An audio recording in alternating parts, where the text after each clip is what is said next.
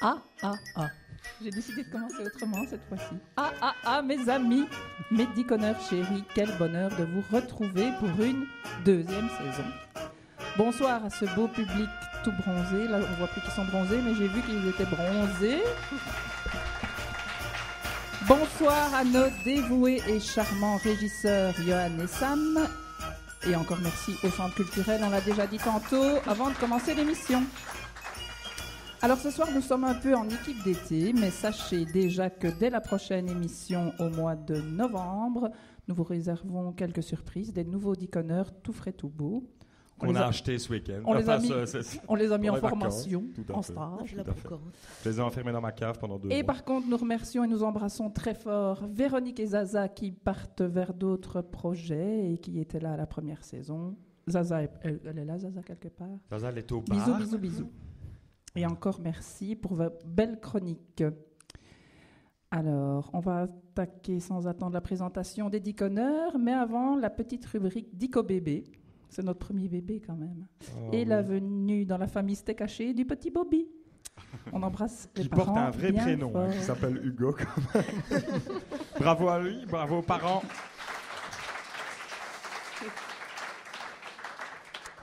Alors, qui sont nos déconneurs de ce soir? Vous les connaissez. On va commencer par notre déconneur kamikaze. Le voici en pleine forme. En pleine forme, comme c'est l'été, je vais être gentil. Quelque chose a changé dans votre vie, peut-être, non? Oh non, ça va. Il y a certainement beaucoup de choses à nous raconter depuis la dernière émission, en tout cas j'espère. Bonsoir mon cher Thomas. Bonsoir.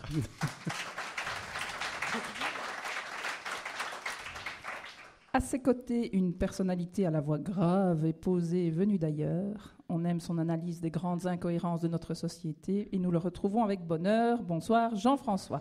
Bonjour, bonsoir. Merci à l'OB de nous le prêter pour une deuxième saison quand même. Je pense qu'ils veulent s'en débarrasser. Hein. Alors lui, il devient petit à petit notre gourou, car son assiduité et son organisation pour trouver des perles dans la presse locale et virtuelle sont infinies. Il compte les dodos et je pense tout aussi impatient que nous. Bonsoir Thierry. Bonsoir Poppy. Et un merci à Patrice Vrai pour la pub qu'il nous a faite pour le Dicotoin à la remise des médailles le lundi de la Saint-Roch. Malheureusement, tout le monde est déçu, personne ne s'en souvient.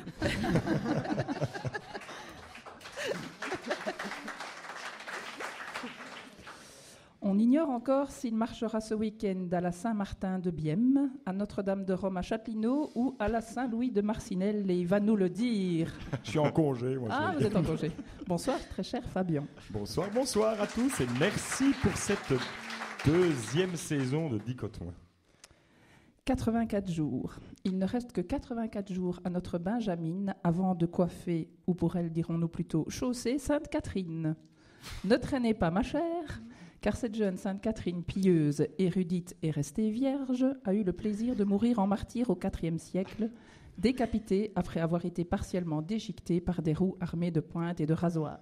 Chouette. Tiens, des rasoirs au IVe siècle, ça ne devait pas faire de 12, hein, ceux-là. Bon anniversaire et bonsoir, chère Caroline. Bonsoir à tous. Et attention, papy, je ne suis pas la Benjamine. C'est lui. C'est vrai? Oh, excuse-moi, Adrien. La Benjamine, oui, la plus jeune des filles. Oui, oui, vu comme ça. C'est parce qu'il a été élevé aux hormones, Adrien.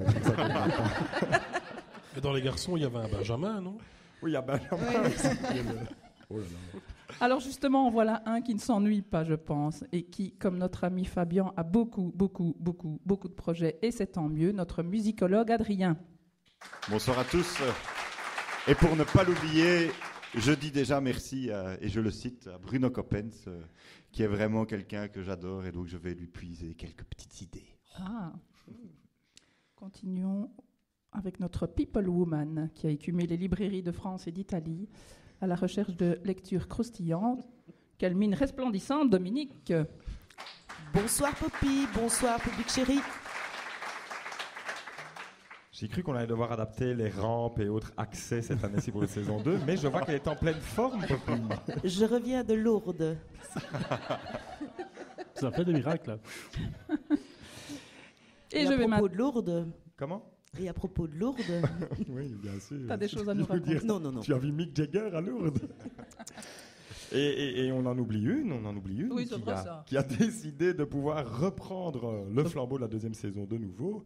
Notre adorable, notre magnifique Popinette à la présentation. Merci Fabien. Merci, mais je vais maintenant vous présenter notre invitée. Elle est timide, mais comme elle me l'a dit, elle se soigne. Elle n'est pas si timide que ça, du tout. Elle a accepté très vite, hein, Thierry. Et Thierry, je te remercie parce que je pensais connaître Peggy.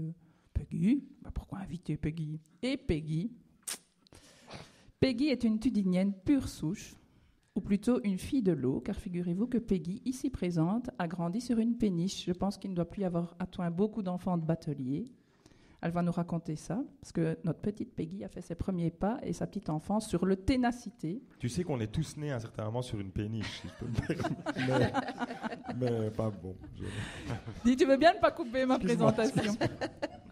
Le Ténacité, qui était la péniche de ses parents, monsieur et madame Dagnoli, qui avaient un spo, les Tchéhus. C'est ça? Exactement. Les Tchéhus. On vous raconte ça tantôt en détail, mais notre invitée est, depuis cette année, une vedette locale, puisqu'en tant que professeure de dessin et d'infographie, c'est elle qui a redessiné à la demande du comité Saint-Roch l'affiche officielle. Donc auparavant, on ne voyait que les jambes musclées de notre cher Saint-Roch, et maintenant, on le voit en entier. C'est grâce à Peggy, puisque c'est elle qui a redessiné l'affiche. On en reparlera tantôt aussi. Cerise sur le gâteau, elle a également donné un nom à ce désormais regretté magasin de robes et sous-vêtements pour personnes de taille aisée. Applaudissez Peggy Dagnoli. D'ailleurs, Poppy, je me suis dit en venant que c'est la première fois qu'on va faire autant de publicité pour un magasin qui n'existe plus. Si j'avais été à la place de Jacqueline, je serais encore resté 1 an avant de fermer. Mais bon, voilà. Maintenant, oui, petite précision, Jacqueline n'est pas la maman de Peggy, mais on vous expliquera ça tantôt. Alors, venons-en à la présentation tant attendue de l'invité par Thierry. Et voici donc le profil Facebook. Et comme il y a toujours un petit plus pour ceux qui sont dans la salle par rapport à ceux qui nous écoutent sur Internet, j'ai voulu, comme Peggy est une excellente corniste, donc une joueuse de corps, j'ai essayé de trouver des photos de corps. À la pharmacie, juste eu ceci, mais c'est pas très intéressant. Et alors, j'ai essayé de trouver une photo de femme qui joue du corps, et j'ai juste trouvé ceci.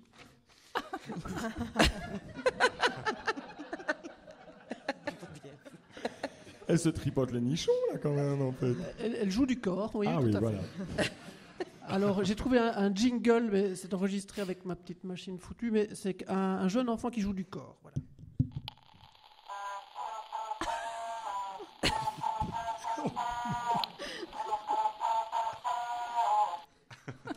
Voilà donc le profil Facebook. Je rappelle le principe du profil Facebook, une description de nos invités avec uniquement des informations glanées sur Internet. Pour ceux qui connaissent peu, je vais prendre un exemple. La miction. Twitter, c'est « je vais pisser ». Facebook, c'est « j'ai pissé ». Et vous avez aussi, dit mes enfants, YouTube, c'est « regardez-moi pisser ». Mythique, c'est « qui veut pisser avec moi ». Instagram, c'est « je suis beau quand je pisse ». Jobat.be, c'est « j'ai mon diplôme de pisseur ». Foursquare, c'est « j'ai pissé ici ». Et finalement, Wikipédia, c'est « qu'est-ce que pisser ». Donc, Peggy est née un 17 novembre, jour de la Sainte Babette, celle qui rit. Elle est scorpion. Et son signe est l'eau, ce qui lui a donné un sens inné de la propreté. Elle ne donne pas son année de naissance, mais sachant qu'elle a terminé sa réto en 84, elle doit être née en 66 ou 65. Un site flamand fermé, mais auquel on a accès en chipotant, nous apprend que c'est en 1966 et à l'aube. C'est le jour de naissance de Sophie Marceau et de Jeff Buckley. C'est malheureusement ce dernier qui est décédé.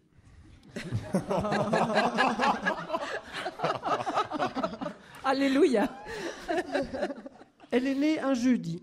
Son prochain vrai anniversaire, un jeudi 17, sera le 17 novembre 2016. Le 17 novembre 1839, Verdi présente à la Scala son premier opéra, Oberto. C'est ce qui donne envie à notre invité de se lancer dans la musique. Le 17 novembre 1917, Auguste Rodin meurt. C'est ce qui lui donne envie de se lancer dans les arts plastiques. Le 17 novembre 1986, c'est l'assassinat de Georges Besse, le PDG de Renault, revendiqué par Action Directe. C'est ce qui lui donne l'envie de rouler en Volvo. Peggy est la fille de Jacques-Jules Léon d'Agnoli et de Josette Christiane-Marie de Sort, deux Tudiniens bien connus au Foussa. Elle a 322 amis sur Facebook, dont ses enfants. Est-ce que c'est une sorte de contrôle parental ? Exactement. La Taverne Saint-Roch n'est pas, par contre, reprise dans sa liste d'amis. Elle aime le dessin, Pablo Picasso, parce qu'il a vécu au bateau Lavoir et que Peggy vient du quartier des Bateliers, et en plus est très propre, je l'ai déjà dit. Elle a d'ailleurs illustré le livre Léo Lioni à l'école maternelle. Elle a toujours rêvé d'être la Joconde. C'est mieux que de ressembler à Jacqueline. Enfin, quand je dis Jacqueline, c'est le célèbre portrait de Picasso avec le nez sur le côté, hein. Pas la charmante Jacqueline qui avait pris Peggy Mone. Elle se moque de son mari quand il est dans le plâtre. On la voit sur des publicités Coca-Cola, mais en flamand. Elle écoute Stravinsky et Malheur, mais elle va aussi écouter Peggy, c'est à la mode. Elle joue du cor, du piano et au bowling. Ah oui, une petite discrétion pour ceux qui ne le savent pas. Le cor se joue en pianotant de la main gauche, tandis que la main droite est enfoncée dans le pavillon de l'instrument. Et comme me disait l'enfant de chœur, sachant que les musiciens traitent leur conjoint de la même manière que leur instrument, je suis finalement content que le vicaire ne joue que de la flûte à bec.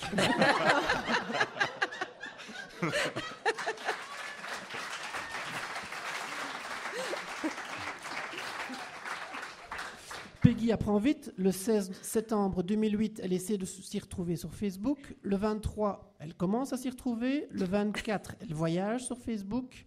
Et d'ailleurs, et pour conclure, d'après le blog de Sophie, une ancienne de ses élèves, comme prof de dessin, elle est géniale. Ah.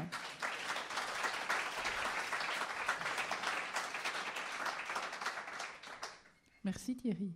Tu as fini. Je voyais que tu changeais de page. J'ai pensé que ça allait continuer. Merci beaucoup Thierry.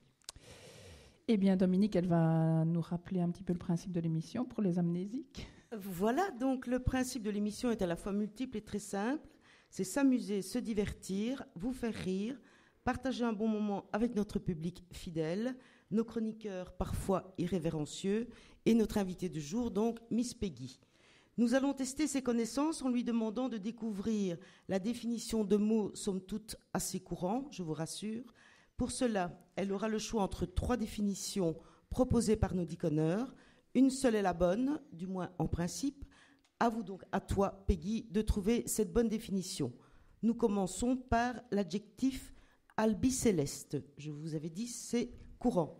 Albicéleste, A-L-B-I-C-E-L-E-S-T-E. Adrien.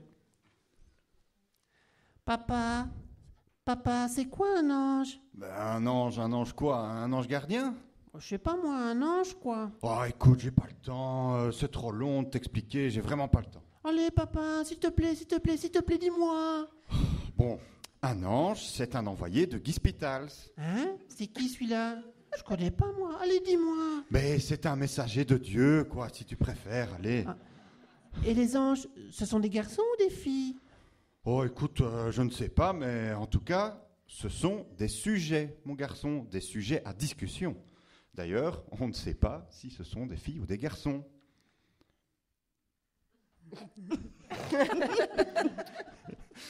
On peut dire qu'il y a des attributs au sujet. Ouf. Des attributs du sujet ? Oui, c'est ça. Si tu veux, un ange, ça peut être aussi un mix entre Adam et Ève. Et un ange, c'est albicéleste. Albicéleste ? Ben oui, céleste comme le ciel, parce que ça vient de Dieu, de très haut, et ça vient vers les hommes. Et t'en connais, toi, des anges ? Oh, écoute, tu m'ennuies vraiment avec toutes tes questions. Allez, dis-moi leur nom, s'il te plaît. Eh bien, par exemple, ton copain Oliver, là, le rouquin qui veut devenir mécanicien, c'est un ange, l'ange Oliver.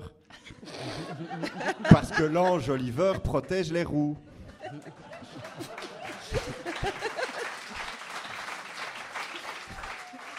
Et notre garagiste aussi, lui, il a toujours une vie d'ange. Oh. Merci papa, je fonce dire à Oliver qu'il est un ange. Allez, vas-y, fiston. Et donc, Albi Céleste signifie donc qui vient du ciel de Dieu. Merci, Adrien. Jean-François, peut-être une autre définition ? Rédiger une définition n'est pas chose facile. En tout cas, moi, c'est comme pour déféquer, ça vient toujours à la dernière minute. C'est un premier jet, en somme, enfin, si j'ose dire. Et ça arrange bien mes bidons, ça me permet de faire 3 définitions à partir de 2, économie quand tu nous tiens. Albi Céleste vient de Albi, comme dans Albumine, Albâtre, le White Album des 4 garçons dans le vent, le blanc si vous voulez. Et de Céleste, les cieux, le bleu donc. Ce mot désigne en football l'équipe d'Argentine, l'équivalent de nos Diables Rouges. Enfin, l'équivalent. Heureusement pour les Argentins, ils ne sont pas tout à fait notre équivalent. Voilà, maintenant que j'ai donné la bonne définition, je vais pouvoir passer à autre chose. Dans la série Ça m'a marqué cet été, au Mali, fin juin, en Sardine, un groupe de sympathiques barbus, fins intellectuels, ouverts d'esprit, ont décidé de démolir quelques-uns des symboles millénaires qui jalonnent le pays. Je ne sais pas si vous vous souvenez, ils sont équipés de façon assez rudimentaire, certes, mais ils mettent un tel cœur à l'ouvrage qu'en 2 coups de cuillère à peau, ils vous rasent un bâtiment. Si vous avez des travaux lourds à faire chez vous, n'hésitez pas à faire appel à eux, mais attention, ne croyez pas vous en tirer à bon prix, car ces gens dans Sardine, ils ne se laissent pas mettre en boîte.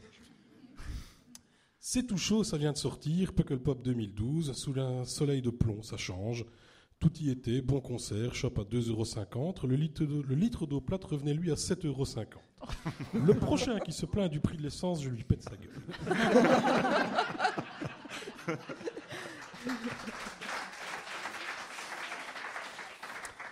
Les organisateurs ont bien fait un geste en diminuant de moitié le prix de l'eau le samedi et en mettant des robinets d'eau potable à disposition, mais au bout de quelques minutes, en regardant ces robinets, on se serait cru dans un camp de réfugiés à la frontière turco-syrienne. Allez, on se plaint d'Aise, finalement, nous, on l'a choisi. Toujours sur la plaine de Kiwit, autre moment intense et presque irréel dans un tel endroit, la minute de silence en mémoire de ceux qui ne sont jamais ressortis l'an passé de l'enceinte du festival.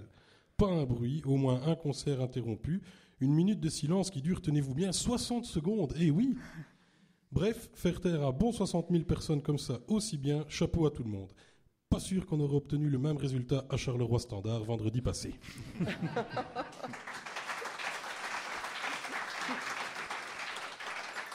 Merci Jean-François, mais est-ce que tu peux me résumer ta bonne définition ? C'est l'équipe de football d'Argentine. D'accord, merci. Caroline, qu'as-tu à nous proposer ce soir ? Alors, dans Albi Céleste, il y a le mot céleste qui se rapporte aux étoiles et donc à ce qui brille.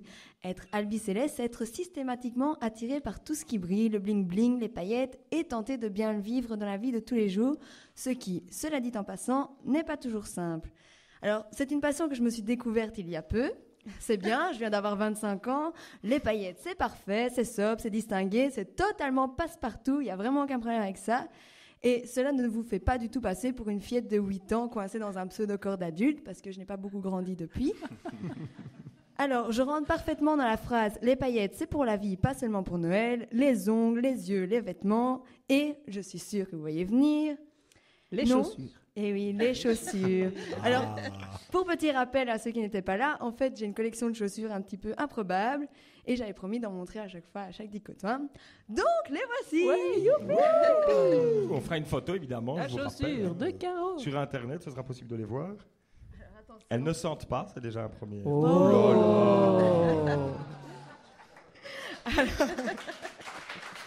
En écaille de poisson. Alors, pour les auditeurs, il s'agit d'escarpins avec des paillettes, so chic. Entre nous, je vous avoue que je ne les assume pas du tout, que c'est juste un petit caprice et qu'elles traînent depuis 1 an en me narguant de leur bling-bling, semblant me dire « on ne compte pas pour toi, c'est ça ?» Alors, ne vous en faites pas pour moi, je tente de me soigner. En échange, je craque pour des couleurs flashy, surtout le rose. Quoi, ce n'est toujours pas sobre ? Bon, bah vraiment, je suis vraiment définitivement perdue. Alors, j'ajouterais que ma folie des chaussures originales vous a apparemment beaucoup touché.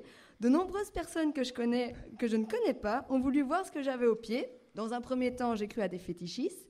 Mais non, ce sont bien des fidèles aux dicotoins qui ont décidé de me soutenir et je vous en remercie. Ah ah. Merci Caroline. Vous les verrez sur Internet pour ceux qui pourront les voir. Là, tu prends au moins 5 mètres avec ce genre de chaussures. Je les ai jamais mises. Hein. Je ne sais pas comment vous marchez avec des talons comme ça. J'ai toujours une grande admiration. Mais je les ai jamais mises. C'est ça. Oui, en fait, elle achète des chaussures qu'elle ne met pas. Enfin, à la dernière réunion, vous aviez des très belles chaussures. C'est dommage, tu pourrais doubler en taille. Si tu veux, je t'offrirai des bottes. Et on offrirait bien des chaussures au lieu d'offrir des livres à nos invités. Mais oui, Dominique, c'est ça. On va faire comme ça la prochaine fois. Tombe un peu à court, là, non? Ouais, tout à fait. Mais le budget va être différent, c'est ça. C'est pas dit. Alors, je résume.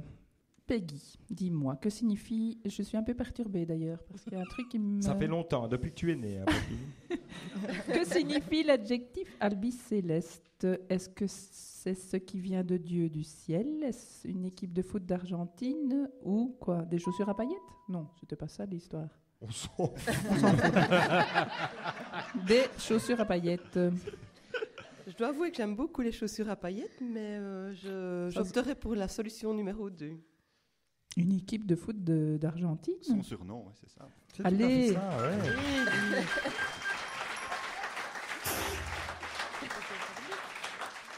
ouais. Un peu plus basique, nous on s'appelle Diable Rouge, c'est tout quoi. Voilà. Diable.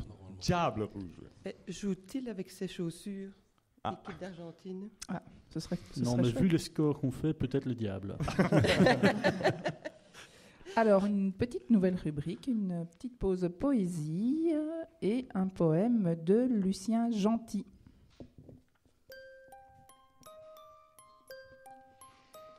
Poème de Lucien Gentil, 43 ans. Ma sœur, elle est plus petite que moi, mais saugrenée et il est toujours froid. Elle est belle, elle est charmante, mais elle marche, qu'elle est lente.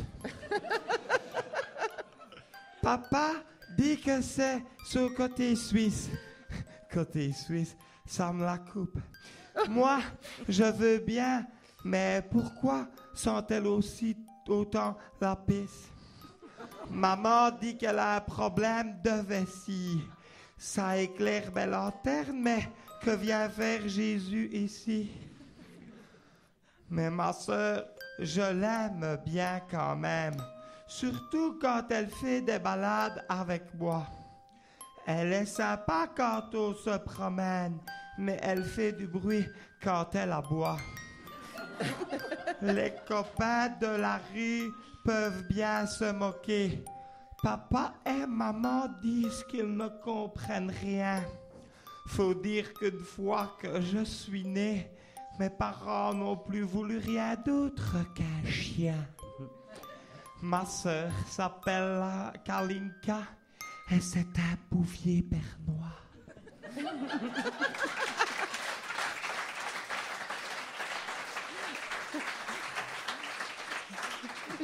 J'espère que vous reviendrez, Lucien.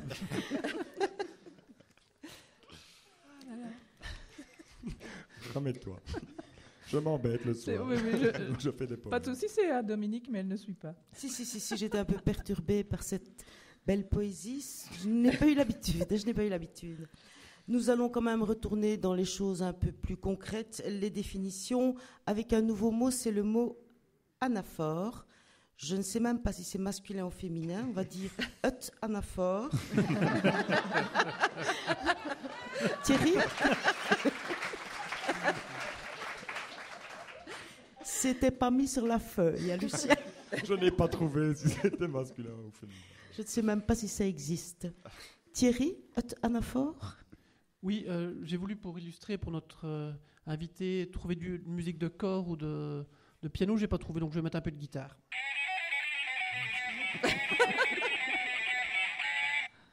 Voilà, une anaphore est une frustration, comme celle d'avoir demandé à Fabien de pouvoir donner la bonne définition de ce mot et finalement de devoir inventer une craque. Et ça me rend triste. Triste comme une sonate de Chopin jouée au piano par Yves Caffonette. Ma peine est incompressible. Et il y a juste Philippe Lanoux qui aime les peines incompressibles. Bon, anaphore vient de âne, l'animal, et fort Fort comme Fort Boyard, le jeu télévisé où un nain avec des clés et un vieux avec un masque font gagner des boyards en or. Alors que des boyards, on en a plein dans la région. Une anaphore, ce n'est pas moi qui vous donnerai la bonne définition, mais seulement un exemple, comme celui de François Hollande qu'il a remise au goût du jour lors du débat contre Sarkozy. Cette année, je promets de ne plus me moquer des sœurs grises. Comme 2 sœurs grises sont dans une barque, la barque coule. Cette année, je promets de ne plus me moquer du vicaire et de l'enfant de chœur. Ah, ça trop tard, c'est déjà fait. Cette année, je promets de ne plus me moquer du comité Saint-Roch. Ah, ça trop tard, ça va être fait. Cette année, je promets de ne plus me moquer des politiques. Tiens, Yves Le Terme est content des 11 médailles d'or rapportées par la Belgique aux Jeux Olympiques. En effet, il a entendu 11 fois jouer la Marseillaise au JO de...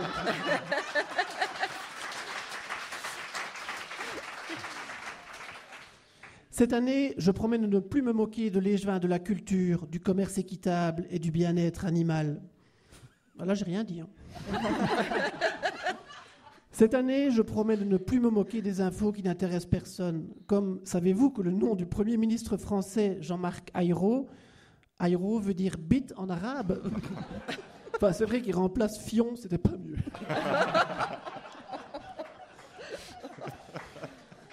Cette année, je promets de ne plus me moquer des zèbres sans culture qui sont des hommes sans rayures. Vous avez déjà dit que si on frotte un zèbre avec une brosse en fer, il passe du noir et blanc au rouge uni ? Cette année, je promets de ne plus me moquer de l'actualité. Le 4 août, Jean-Paul Belmondo a annoncé son retour comme comédien handicapé dans une comédie de Claude Lelouch. C'en est trop pour Michel Dardenne qui nous quitte le lendemain. Cette année, je promets de ne plus me moquer de Charleroi. Tiens, savez-vous qu'à la librairie Club de Ville 2, on a pu trouver un exemplaire de Mein Kampf dans les rayons parce que la vendeuse ne savait pas ce que c'était. C'est vrai. Cette année, je promets de ne plus me moquer des candidats aux élections. Mais je me demande quand même si l'info publiée sur le site d'Horizon 2012, un parti qui se présente pour être au pouvoir à partir de 2013, qui parle du gai séjour écrit G-A-Y, vérifiez vous-même.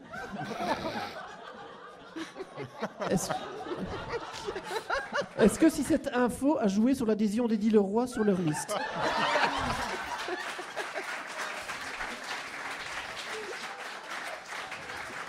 Bref, cette année, je promets de ne pas tenir mes promesses.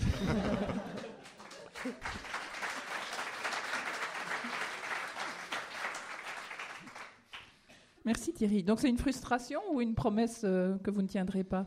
Il ne m'écoute pas Thierry. Pardon ? Une frustration ou une promesse que tu ne tiendras pas ? Une frustration. D'accord. Se faire virer après la première émission de la deuxième saison, ça c'est fait. On est rock'n'roll ici. Et il a bu ma parole.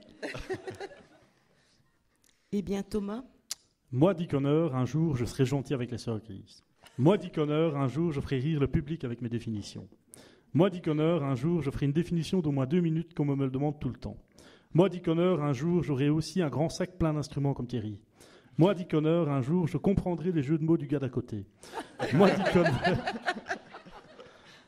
Dick Honor, un jour, j'arrêterai de m'en prendre au lobin.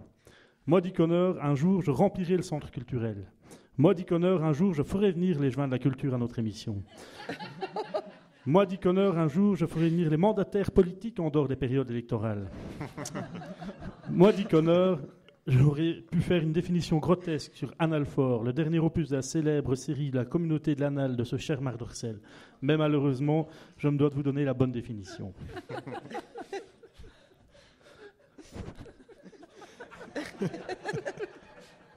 Mais non. Mais qu'est-ce que je dois faire ? Je ne sais pas, mon papy. J'ai pas de... Attends, parce que j'ai pas fini. de buzzer. Mais dis donc, moi Dick Honor, ou plutôt moi président, ça ne vous rappelle rien ? Vous vous souvenez certainement de cette célèbre plaidoirie du nouveau président français, François Hollande, lors de son dernier débat contre le président sortant. Et oui, lors de cette soirée, le président français fit une anaphore de 3 minutes 21.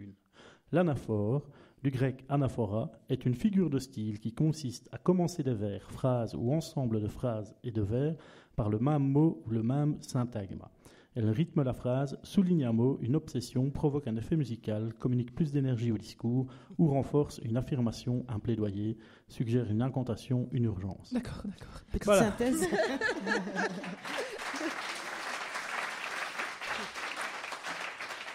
Une petite synthèse, Thomas, peut-être? Non, ça va, Non, c'est ça noté. va.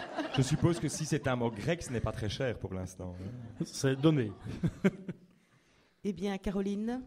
Alors, anaphore, ça se rapporte au mot, effectivement, mais c'est plus des jeux avec les phrases. En fait, une anaphore, c'est une chanson anglaise entièrement traduite en français, ce qui donne des résultats assez surprenants. Les plus grands titres du monde entier deviennent de vulgaires hits dignes d'un Camaro, d'un Matt Pokora ou d'une Vita pour les connaisseurs. Alors, je vous ai donc préparé un petit texte reprenant des grandes chansons traduites, toute époque confondue, je pense à toutes les générations. Vous pouvez jouer le jeu et tenter de les découvrir à midi Conneur. Je compte sur vous. Interro surprise à la fin. Alors, c'est parti. J'ai le sentiment qu'on va passer une bonne soirée, qu'on va passer une bonne soirée, qu'on va passer une bonne soirée, qu'on va passer une bonne soirée. Mais je me pose une question avant cela. Sommes-nous humains ou sommes-nous danseurs? Mon signe est essentiel, mes mains sont froides et je suis à genoux cherchant la réponse. Sommes-nous humains ou sommes-nous danseurs? Je dirai ce que je veux vraiment, vraiment. Alors dis-moi ce que tu veux vraiment, vraiment. Je veux vraiment, vraiment, vraiment. Je veux du zig ah. Si tu veux être mon amant, tu dois bien t'entendre avec mes amis. Et ce, pour toujours, car l'amitié dure éternellement. Si tu veux être mon amant, tu dois aussi donner, car recevoir c'est trop facile. Mais bon, c'est comme ça. C'est tout une même chanson, ça, Caroline? Non, c'est plusieurs petites chansons. Ah, c'est plusieurs chansons, ok. On est à la 3e chanson, Voilà. si je ne me trompe pas. Ouh, j'ai gagné. Et je viens juste de te rencontrer, c'est trop fou. Tiens, voilà mon numéro et alors appelle-moi. Avant que tu viennes dans ma vie, tu me manquais tellement. Avec ou sans toi, je ne peux pas vivre avec ou sans toi. Ah, with or without you. Je suis sexy et je le sais, alors je veux conduire ma bicyclette, je veux conduire mon vélo, je veux conduire ma bicyclette. Pour aller où, me direz-vous? Ben chez nous, nous vivons tous dans un sous-marin jaune, un sous-marin jaune, un sous-marin jaune. Nous vivons tous dans un sous-marin jaune, un sous-marin jaune, un sous-marin jaune. Parce que c'est ta chanson. Voilà. Oh, bravo.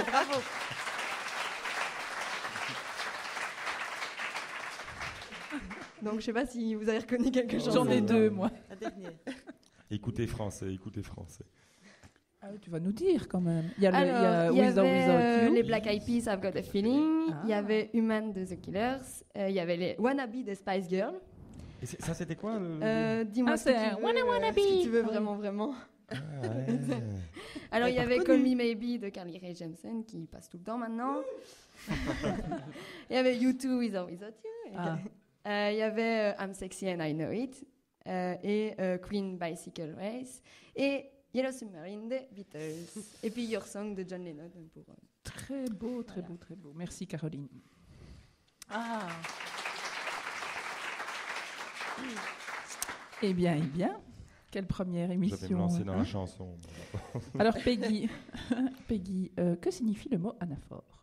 Est-ce une frustration, une figure de style qui consiste à commencer par le même mot, ou la traduction d'une chanson anglaise en français et qui ne signifie plus rien? Difficile. Une figure de style. Oui, bravo, Peggy.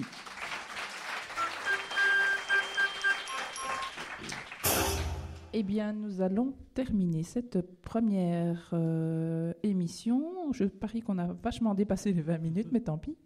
Non. Je suis pas sûr. Non. Je suis pas sûr. Et je pense que Dominique a un petit livre pour notre invité.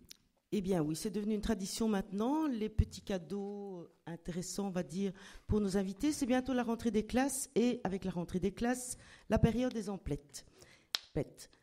Les livres scolaires,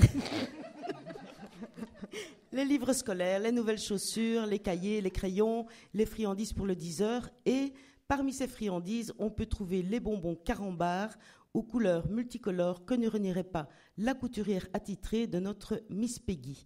Et leur lot de blagues aussi délicieuses que les bonbons. C'est donc ce recueil des blagues Carambar, de bonnes blagues sucrées que je vous offre, dédicacées par un grand comique belge, homme politique de profession qui nous a quittés trop tôt. et surtout trop tard pour faire la couverture du ciné-télé-revue qui paraît le mercredi. Il était aux intervieweurs politiques ce que Tataillé était aux présentateurs de variété. Avec lui, pas une soirée politique sans se taper sur les cuisses ou pisser de rire dans sa petite culotte Augusta. Je vous offre donc les blagues carambars dédicacées par Guy Spitals.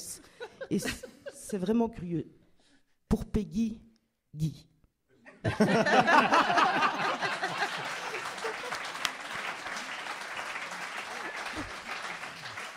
Un exemple, Dominique? J'ai tout lu, c'est hilarant. Non. Voilà. Si, de toute un façon, c'est exemple. plus marrant que le catalogue Ikea, hein, et c'est d'actualité. Tiens, Peggy, il sort quand le nouveau catalogue Ikea? Je préfère les blagues carambars, donc... Alors, vrai ou faux, tout à fait au hasard, la plante qui grandit le plus vite sur Terre s'appelle la basketteuse. Alors, il faut retourner le livre pour trouver la réponse. La réponse est faux. La basketteuse est une sportive et non une plante.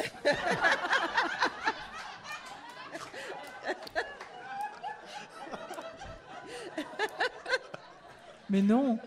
C'est le bambou qui pousse le plus vite. De 90 cm par jour.